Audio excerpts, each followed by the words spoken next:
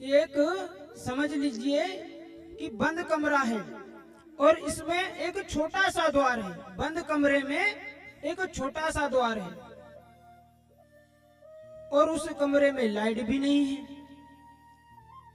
बंद कमरा है, कमरे में छोटा सा द्वार है और कमरे में लाइट भी नहीं है और हमें वह द्वार खोजना है, बाहर निकलना है ना उजाले में, क्योंकि जब तक हम कमरे में हैं तब तक तो अंधकार ही लगेगा।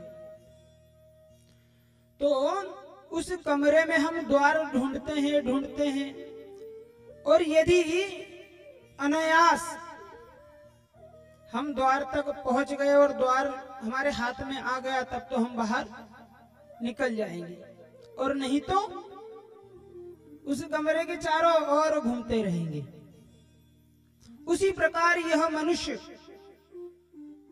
योनि मानते हैं कि मुक्ति के लिए मिलती है, और मुक्ति हर किसी को तो मिलती नहीं। यदि हमारे हरदा के जेल में से सभी क्रिमिनल्स, पापियों को बाहर भगा दिया जाए तो जेल कर्मचारी क्या करेंगे? क्या करेंगे? कोई काम ही नहीं है। उसी प्रकार अगर भगवान सभी को मुक्ति प्रदान करने लगे तो ये सृष्टि पे फिर क्या रहेगा? सब मुक्त ही हो जाएंगे। तो भैया मुक्त किसको करते हैं? जिस प्रकार फौज में 500 विद्यार्थी फॉर्म भरते हैं, फिर ट्रेनिंग होती है, ट्रेनिंग के बाद में उनके क्या अंक आते हैं और अंक के हिसाब से पोस्ट होती है और उन्हें दाखिला नौकरी मिलती है। उसी प्रकार यह मनुष्य जीवन इस 84 लाख योनियों में है कि हमने खूब परीक्षा दी, मेहनत की, हमें पोस्ट भी मिल गई, ओहदा भी मिल गया, मगर उस ओहदे का हम सदुपयोग करें तो सही और दुरुपयोग किया तो क्या होगा? तबादला नहीं होता, यहां डायरेक्ट डिसमिस। तबादला नहीं होता कि तुम्हें यहां से वहां भेज दिया जाएगा, नहीं, इसमें डायरेक्ट डिसमिस। तो भैया ये मनुष्य जो, इसीलिए मैंने कहा कि मनुष्य स्वभाव से ही मूर्ख है, क्योंकि मनुष्य जो सत्य है उसको नहीं चाह रहा। क्योंकि जब तक हम चित्त, सबसे पहले तो चित्त लगाएंगे, चित्त किसमें लगाएंगे? सत्य में, और तब आनंद की प्राप्ति होगी। जिस प्रकार हम पहले भैंस दूहते हैं, भैंस लगाकर, गौ माता लगाकर उसका दूध निकालते हैं, फिर दूध को वो क्या कहते हैं, क्या उसको कहते हैं, जो भी, मैं आपकी भाषा नहीं जान रहा, मगर उसमें वो क्या कहते हैं उसको, वो छाछ जमाते हैं, जो पुरानी छाछ आती है, उसको मैं नाम अभी भूल रहा हूं, मरो तो वह पहले डालते हैं, फिर उसका दही जमता है, फिर दही को मथते हैं, फिर घी निकलता है और फिर घी से बत्ती जलती है। सिर्फ रोटी में ही लगाने के काम नहीं आता घी, उससे बत्ती भी जलती है। और जब बत्ती जलेगी तो दीपक में उजाला होगा, और उजाला होगा तब हमें दृष्टि गोचर होगा, जो भी होगा। तो पहले हमें छाछ डालकर दूध का दही बनाना होगा। भाई पुराना छाछ, उसको क्या माठ आठ कहते हैं आप लोग, मैं तो नहीं जान रहा हूं अभी, क्योंकि मैंने ये कार्य किए नहीं है। तो पहले छाछ डालना पड़ेगा दूध में, फिर दही बनेगा, और दही के बाद उसको मथा जाएगा, मथ कर घी निकलेगा। तो पहले हमें चित्त सत्य में लगाना और तब आनंद की प्राप्ति होगी। मगर यह मनुष्य डायरेक्ट आनंद की प्राप्ति के लिए दौड़ रहा है, जो कि बिल्कुल अनुचित है। आप कितना ही प्रयास कर लें, आप कितना ही प्रयास कर लें, आप दूध में से डायरेक्ट घी निकाल नहीं सकते। और यदि कोई निकालने की कोशिश करे, चेष्टा करे, तो यह उसकी बहुत बड़ी मूर्खता है। तो इस श्लोक का सार यह है कि सबसे पहले तो अपने चित्त को एकाग्र करें और उस चित्त को सत्य में लगाएं। सत्य क्या है? कल मैंने बताया था, सत्य राम है। सत्य में चित्त को कैसे लगाएंगे? राम के ही सहारे। तो सबसे पहले चित्त शुद्ध तभी होगा, चित्त सत्य में तभी लगेगा जब हमारे पहले तो वाणी पवित्र होगी। पत्थर राम नाम से तरे थे, पत्थर राम नाम से तरे थे, राम से नहीं। मतलब राम के पास पहुंचने के लिए राम नाम आधार है, नैया है। तो सबसे पहले हम अपनी वाणी को पवित्र करते हैं, हम और आप सब मिलकर राम नाम का संकीर्तन करेंगे।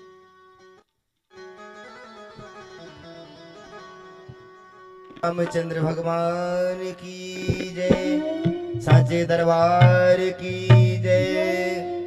आए 2 मिनट राम जी के नाम का संकीर्तन करते हुए सभी मीठी मीठी तालियों की सेवा करते हुए संकीर्तन करेंगे कि श्री रामा रामा राम राजा राम राम राम, श्री रामा रामा राम जय राम राम राम, श्री रामा रामा राम राजा राम राम राम, श्री रामा रामा राम राजा राम राम राम, राम राम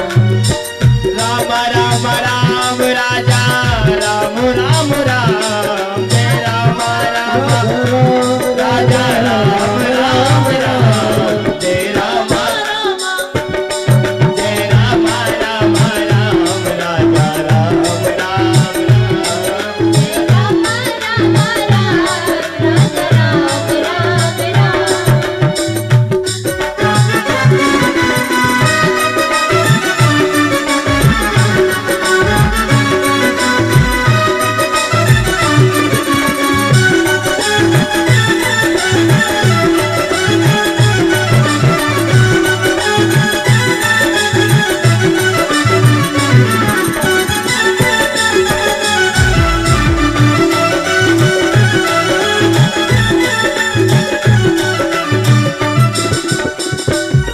मेरे तन में बसे हैं राम, मेरे मन में बसे हैं राम, मेरे तन में बसे है राम, मेरे मन में बसे है राम, जीवन में बसे हैं राम, कण कण में बसे हैं राम, जीवन में बसे है राम, कण कण में बसे है राम, हरे राम राम राम सीता राम, रामा रामा राम सीता राम राम राम। सभी तालियां बजाकर। भैया क्या है कि ये जो ना हम तालियां बजाने के लिए कहते हैं, आज पहला दिन है, एक ही बार कहूंगा, बार बार नहीं, क्योंकि दिल्ली दूरदर्शन केंद्र पर एक ही बार समाचार आते हैं दिन में। यह लोकल चैनल नहीं है, यह दिल्ली दूरदर्शन केंद्र है। तालियां बजाने से क्या होता है? हाथों की रेखाएं बदलती है। जिसका ब्लड प्रेशर अधिक हो तो ब्लड प्रेशर कंट्रोल होता है, इससे हमारा ब्लड सर्कुलेशन बढ़ता है। तो हरे राम राम राम सीता राम राम, रामा रामा राम सीता राम राम राम, सीता राम राम राम राजा राम राम राम, सीता राम राम राम, राजा राम राम राम, हरे राम राम राम राम राम,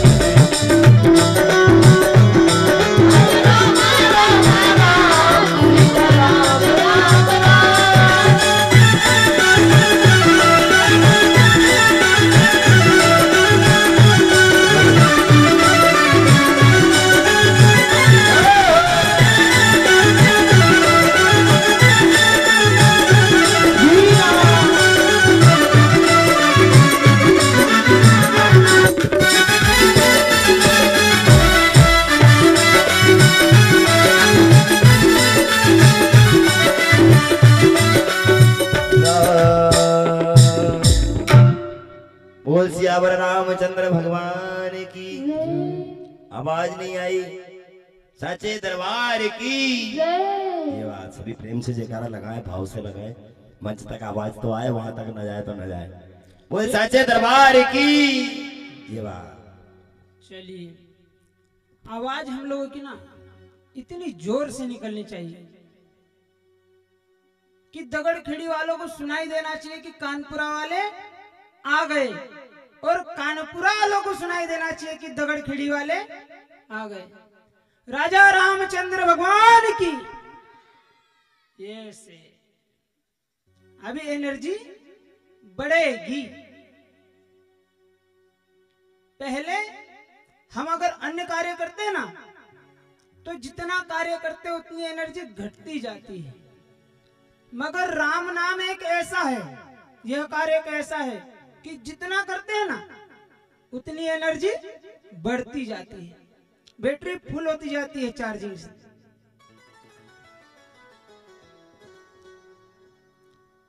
तो हमारे संत कहते हैं कि यह मूर्ख मानव झूठे जंजाल में फंसा है, ये व्यर्थ ही परेशान दुखी दुखी सा इस जग में भ्रमता है।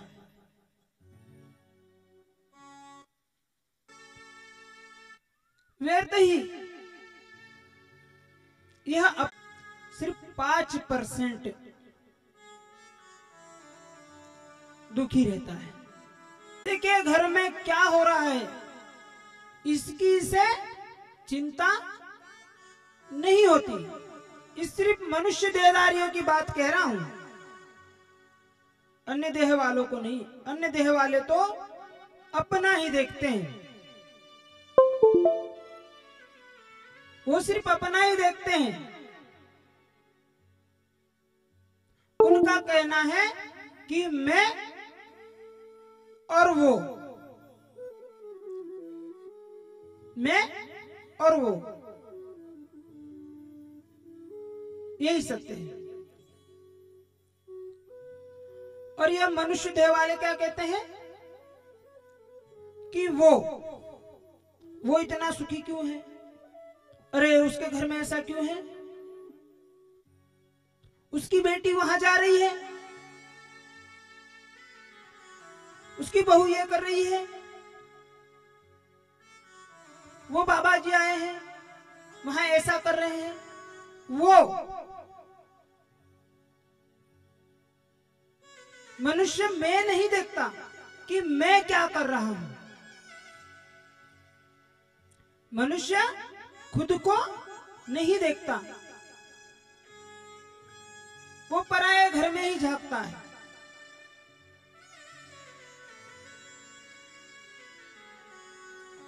निर्धन कहे धनवान सुखी,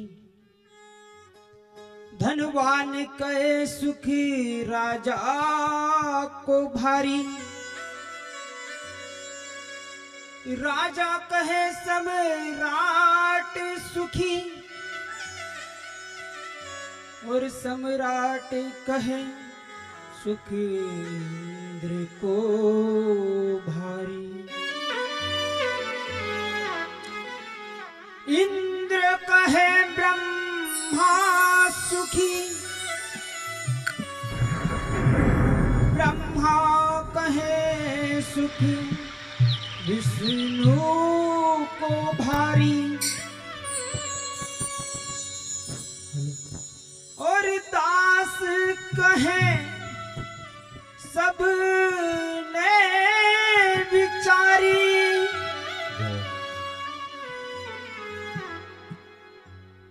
बिना हरि नाम कई सगड़ो जग दुखारी। सरकार इस जग में यह क्या है, मृत्यु लोक, मृत्यु लोक, कर्म लोक। यहां पर सुखी कोई नहीं है। तन धर सुखिया कोई ना देखा,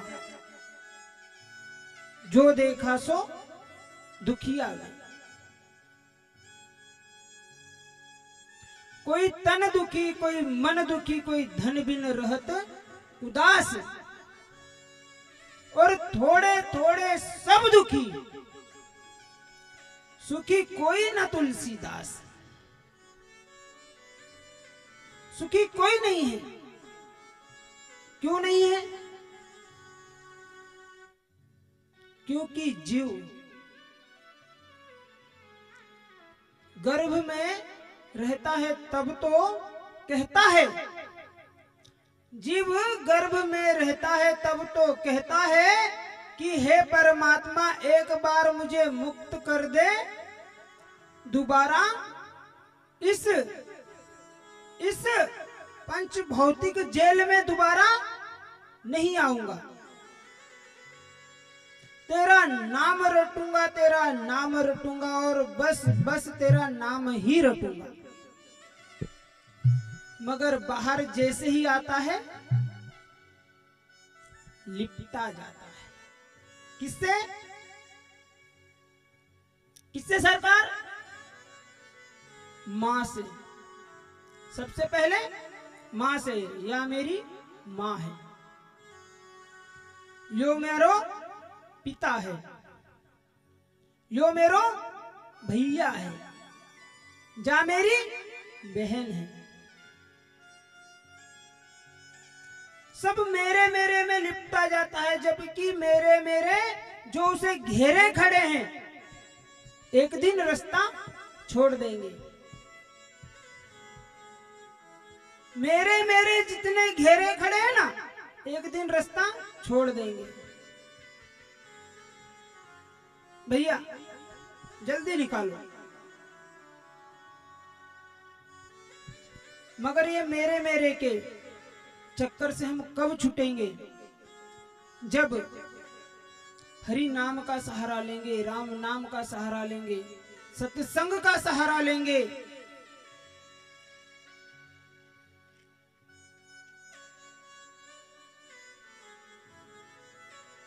रामचरितमानस में गोस्वामी जी ने भी कहा है, सो सुख धाम राम असनामा, अखिल लोक दायक विश्रामा। कि राम एक ऐसा है, राम मेरे मेरे में नहीं आता, भाई में बहन में अलग अलग नहीं आता। राम इनसे सबसे अलग है। उसका तो बखान उस नाम का नारद सारद शेष तक नहीं कर सके। मैं जड़मती दुर्बुद्धि कैसे कहूं? नहीं कह सकता।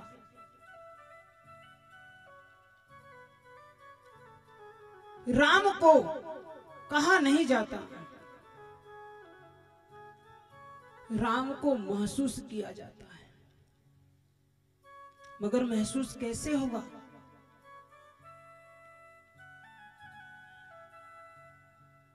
महसूस हमें गुरु कराते हैं। गुरु के पास हम जाते हैं। गुरु मतलब ऐसा नहीं कि उठाकर कान फूक दिए, कंठी माला दे दी, तिलक चंदन कर दिया, गुरु हो गए।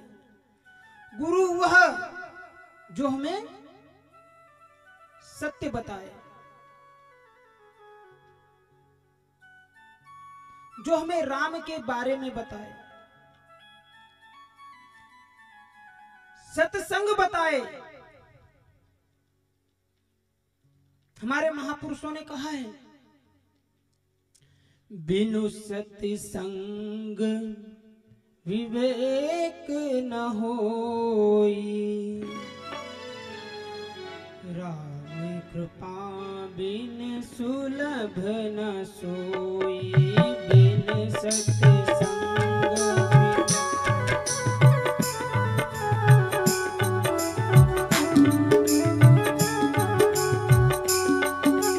बिन सत्संग विवेक न होई,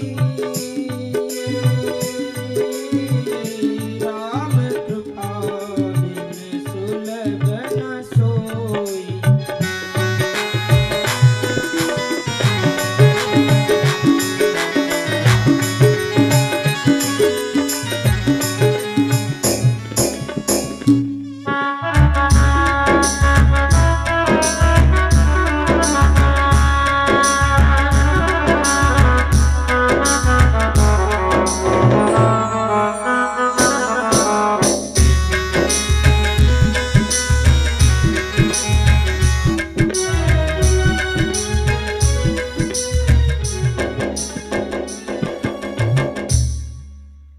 तो बिना सत्संग के विवेक नहीं होता। विवेक मतलब जानकारी। हम कोई बात करते हैं और कोई व्यक्ति समझदार होता है जो हर वस्तु के बारे में जानता हो, सत्संग के बारे में, व्यवहार के बारे में, अन्य वस्तुओं के बारे में, उसे क्या कहते हैं हम कि विवेकी है, बहुत विवेकी है। विवेकी मतलब समझ, समझदार। विवेक मतलब समझ, विवेकी मतलब समझदार। और व्यक्ति समझदार कब होता है?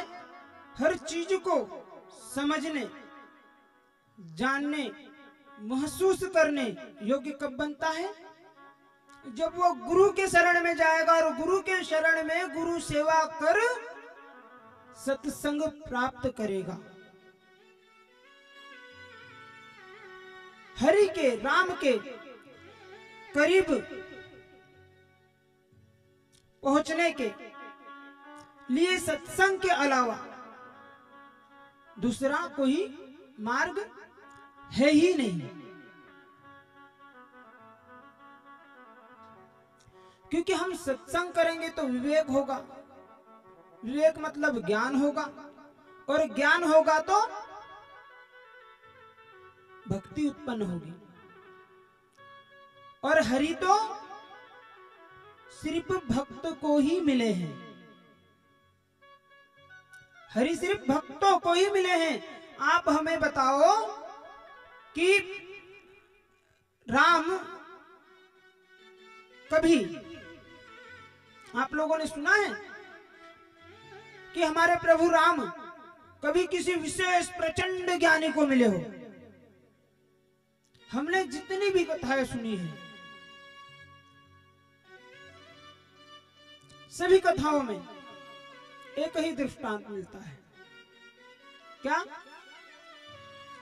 निर्मल मन जन सो मोहि पावा, निर्मल मन जन सो मोहि पावा, मोह कपट छल छिद्र न भावा, मोह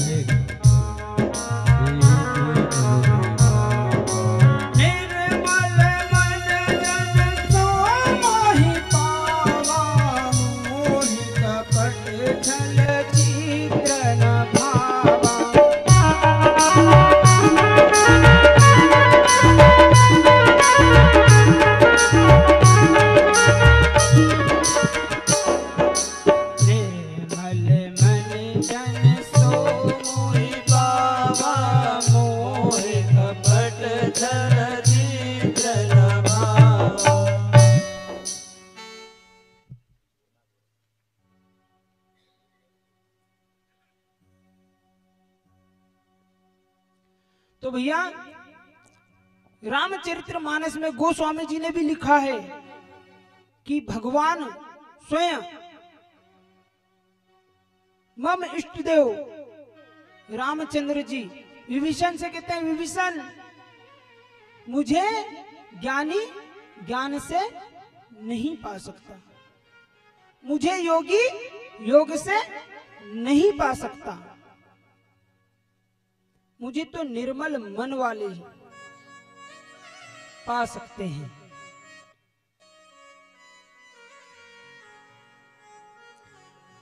ये इसमें एक कथा, हमें एक प्रसंग बहुत अच्छा याद आया कि एक ब्राह्मण परिवार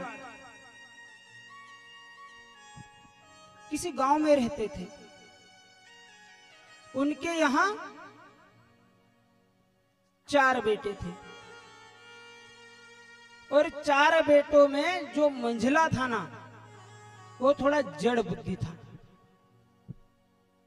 और वो खाता बहुत था। सभी घर वाले उसके खाते से परेशान हैं कि महाराज ये कितना खाता है, इतना भला कोई खाता है? हम पूरे घर के 2-2 रोटियां 3-3 रोटियां खाते हैं और ये 15-20, मतलब हमारे पूरे घर की खुराक ये अकेला ही खाता है। अब देखो, ये हम ग्रामीण क्षेत्रवासियों की विशेष आदत है, अगर बच्चा बहुत ज्यादा खाए तो मेरे राम कितना खाता है, कुछ ना कुछ जरूर इसको आता है। और कोई नहीं खाता है तो ये कुछ नहीं खाता है, इसको जरूर कुछ ना कुछ हुआ है। अगर वो खाता है तो भी उसे ओझा के पास ले जाओ, देव बाबा पास ले चलो, एक कहीं लगेल छे, एक डाकणी लगेल छे, नजर लगेल छे, एक देव बाबा पास ले चलो। बाबा संजा का मारा छोरा की बेटक बैठनूज, यो कहीं खतो पीतो नहीं, देव बाबा ने कही दिया, हो संजा कही जाजो, मत रिन दई दिया देव बाबा ने। एक दान बाण खवाड़ो तब यो खाएगा। तो इसी प्रकार उसे परिवार वाले, ब्राह्मण परिवार वाले संतों के पास गए। देखो, हम किसानों का तो यही है, देव बाबा पास चलो, ब्राह्मण न कही बाबा जी के पास चलो। ब्राह्मण परिवार कभी बड़वाओं सिक्की नहीं मानते, जो देव घूमते हैं, जिनको भाव आते हैं, ब्राह्मण कभी ऐसे भावों को नहीं मानता। मगर हम किसान लोग भाव, क्योंकि हमारे पास भाव ही तो शेष है, किसानों के पास सिर्फ भाव ही शेष है। भाव से बोते हैं, भाव से ही काटते हैं, भाव से बेचते नहीं। किसान भाव से बेचता नहीं, भाव से बोता है, भाव से काटता है, मगर भाव से बेचता नहीं है। वो सिर्फ एक ही भाव से कुंठित है, बाकी तो उसके अंदर भाव कूट कूट कर भरे हैं। सरकार ब्राह्मण इतनी पूजा नहीं करेगा जितना एक किसान व्यक्ति करता है। तो वो ब्राह्मण परिवार अपने बालक को संत के पास ले गए, महाराज जी ये हमारा बालक बहुत खाता है। महाराज जी ने कहा, भैया कोई बात नहीं, जिसका जितना खाता है वह उतना ही खाता है, जिसका जितना खाता है वह उतना ही खाता है। इसका परमात्मा ने इतना ही लिखा है,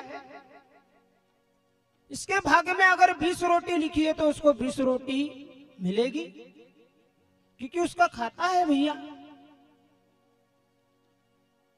और जिसके भाव में अगर 5 लिखी है, 2 लिखी है, तो वो 2 से ज्यादा नहीं खा सकता। बुखार आ रहा, खवाती नहीं, भूख नहीं लगती, क्योंकि उसका खाता ही नहीं है। मेरे मालिक के दरबार में सब लोगों का खाता,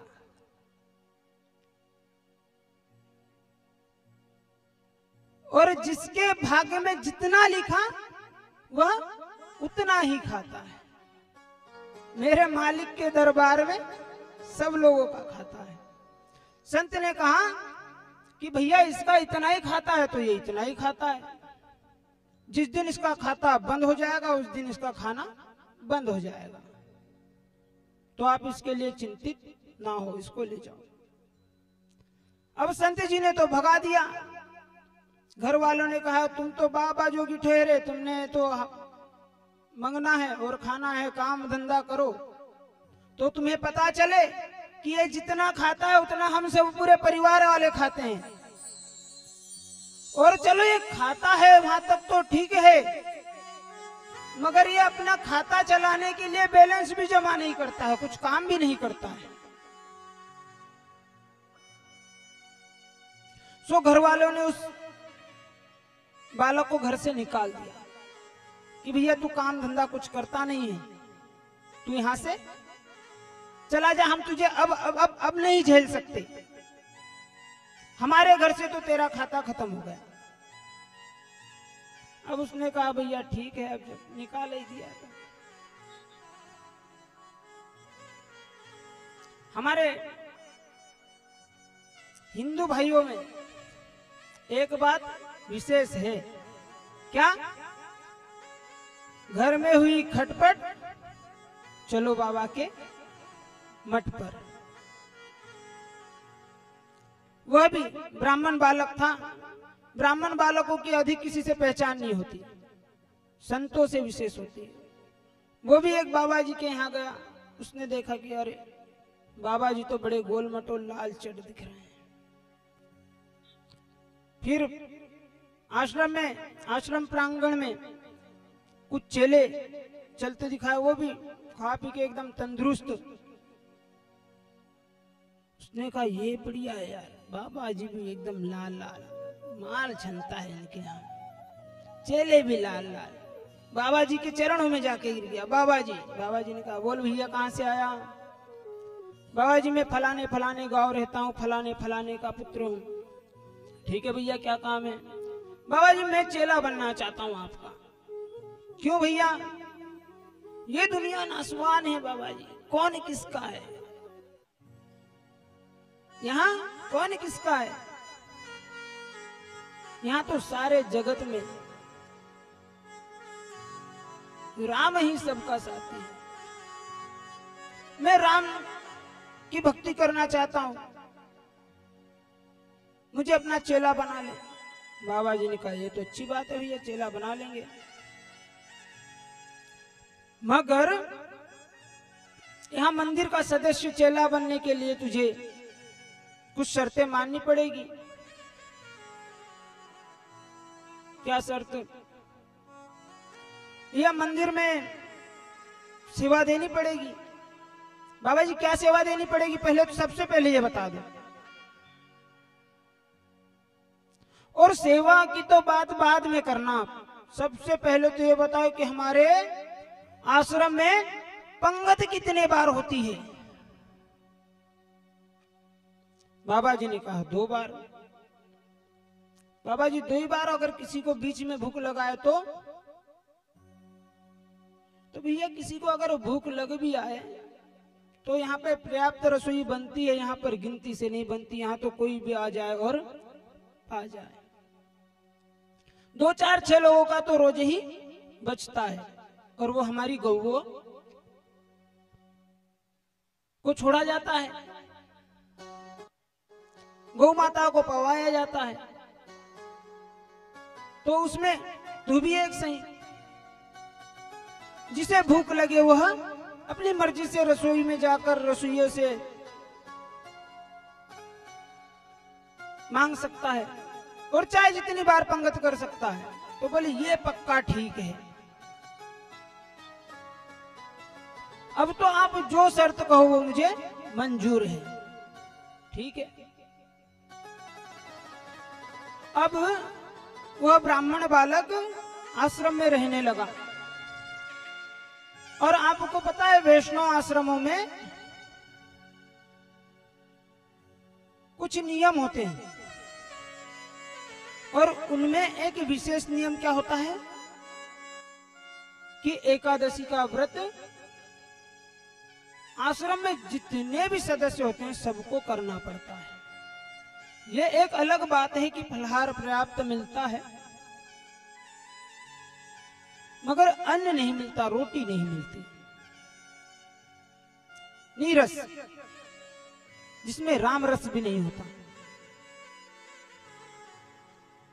अब एकादशी का दिन आया, अब भाई साहब ने देखा यार आज तो रसोई में कुछ दिख नहीं रहा है, कोई दिख नहीं रहा है। उसने जाकर गुरुदेव से पूछा, गुरुजी आज आश्रम में किसी बात की हड़ताल है क्या? नहीं भैया, क्यों? तो आज रसोई में कुछ खटर पटर दिख नहीं रही है, कुछ खाड़ खुड़ हो नहीं रही है। गुरुजी ने कहा भैया आज एकादशी है, अपने आश्रम का नियम है कि आश्रम में जितने भी रहते हैं वैष्णवगण सबको एकादशी करनी पड़ती है। अब उसने कहा गुरुदेव एकादशी सबको करनी पड़ती है? बोले हाँ सबको करनी पड़ती है। गुरुजी आपके और भी शिष्य हैं? हाँ और भी है। तो आप अन्य शिष्यों से एकादशी करवा लें, मुझसे नहीं होगी। अगर मैंने आज एकादशी करी तो फिर कल की द्वादशी नहीं देख पाऊंगा। चलो भैया ठीक है, अगर तुझसे भूखा नहीं रहा जाता तो रसोई तुझे खुद को बनानी पड़ेगी, और वो भी आश्रम का तो नियम है, आश्रम में तो बनेगा ही नहीं। तुम रसोई का सामान ले लो, रसोई सामग्री ले लो और कहीं नदी तट पर जाकर बना लो, रसोई सिद्ध कर लो। अब गया बालक, भंडारी जी से कहा भंडारी जी महाराज श्री जी ने कहा है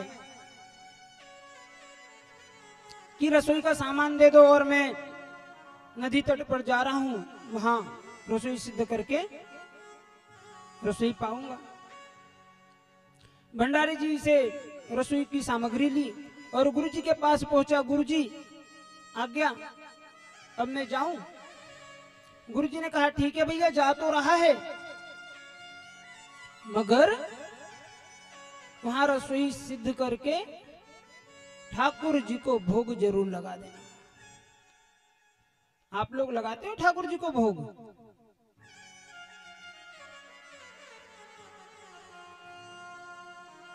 कितने लोग लगाते हैं बताइए अपने अपने घर में ठाकुर जी को भोग? हाथ उठाइए जरा, कोई नहीं लगाता। अरे मेरे राम, आप लोगों को पता है ठाकुर जी को बिना भोग लगाया भोजन